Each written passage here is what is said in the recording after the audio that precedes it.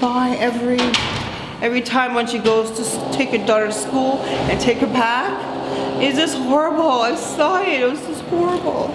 I was just crying. It just a shock to me. Because I want to transfer the building. I have to speak to the lady tomorrow. You know, I hope the lady moves out of the building. Because, you know, it's horrible. If that happens, it might happen again. I feel sorry for her.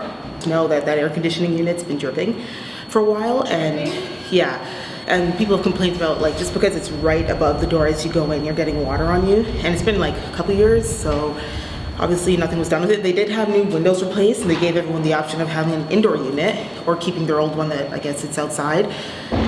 So yeah, and unfortunately nobody did anything, so this resulted in a young child not even beginning to live her life, you know, die.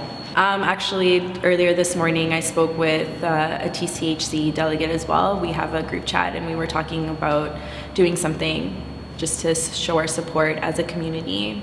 And it's sad because, you know, it had to be a young child, but in reality, it really could have been anybody, right?